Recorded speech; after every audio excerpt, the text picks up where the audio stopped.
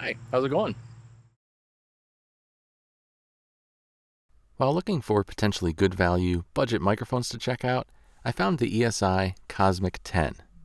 It was advertised as a large diaphragm condenser mic with a 1-inch diaphragm and a spec of just 5 dBA of self-noise, which is right there with some of the quietest mics in the world. And I found it for just $60. But I couldn't help but notice this picture in one of the ads. The mic capsule is visible and it looks just like one I'm familiar with. And it's not a 1-inch diaphragm. I got the microphone and I confirmed my suspicion. It's a common, roughly 5/8 or 16 millimeter mic capsule used in a lot of budget mics. Granted, this mic may still meet its other specs and it may still be a reasonable value. But I can't help but call out companies that are either knowingly lying about specs or at the very least simply don't care. In all of the ads, on their website, on the spec sheet, and in the manual, it says it has a 1-inch diaphragm, and it just doesn't. It has the same 16 millimeter diaphragm that a ton of budget mics have. So with that out of the way, let's take a look at what you get. It's probably the lightest microphone like this that I've ever held. It has a thin aluminum body, and even the metal mesh grill seems to be made of aluminum. A magnet doesn't stick to it. It's also quite small. Being small and light could be a benefit depending on what you're doing. The overall fit and finish is fine. It's nothing special, but it's good enough for the price. There's no pad or any bandpass filters, but there is a little red LED that lights up when phantom power is supplied to the mic. It's rather bright, and it may or may not be something you want. It comes with a very cheap foam cover to help block plosives. It comes with a little desk tripod that probably isn't the best way to use it, but it comes with it. It comes with a very standard mic mount that actually the little nut isn't attached, so it's a little bit fiddly to use. And it comes with an XLR cable.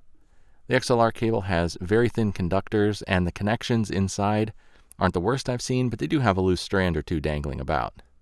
I don't know if it'll show up on camera, but there's also some kind of weird corrosion or paint overspray or something on the female terminals inside this connector.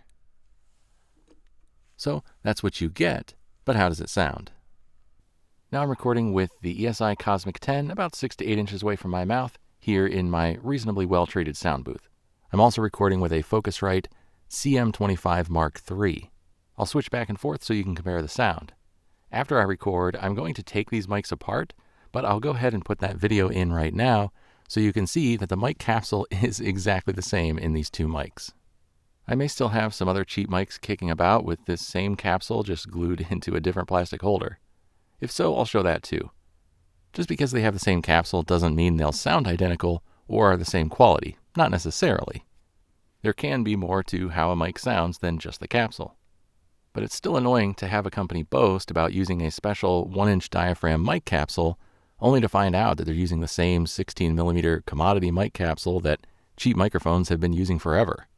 The Focusrite mic has a self-noise spec of 16 dBA, so it should have quite a bit more than the supposedly 5 dBA of the ESI. I'll give you a moment of quiet so you can compare the two.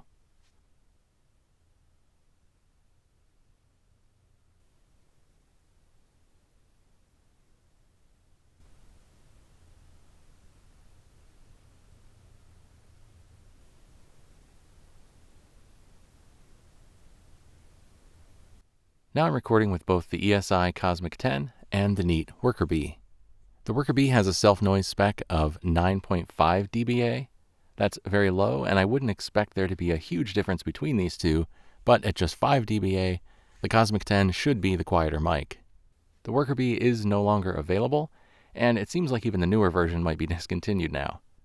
The original and the second version of the Worker Bee were advertised as having 24 millimeter mic capsules, so just under 1 inch. And you can see that they are quite a bit larger than the capsule in the CosMik 10. I'll be quiet for a moment so you can compare the self-noise of these two.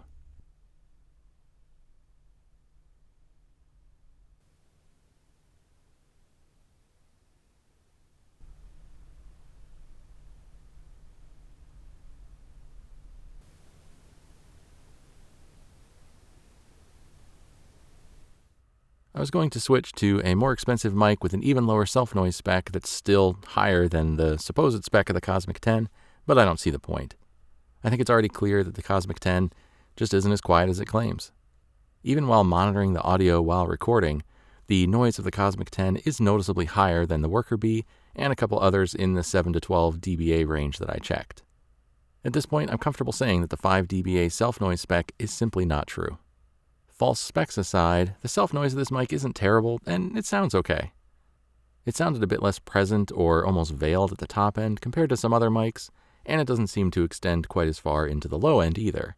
But I'm sure some people will like the tone of this mic. And it is relatively inexpensive. But ultimately, it only stands out from other budget mics, some of which are even cheaper than this one, with its claims of a 1-inch diaphragm and just 5 dBA of self-noise. But since those claims are false, it drops back to being just another of a host of budget mics. Personally, I wouldn't recommend it at all. Unless and until the company corrects their claims and starts advertising it accurately. But claims aside, hopefully this gives you enough information to better make your own decision on whether this mic is right for you. If you have any questions, let me know. As always, thanks for watching. Take care.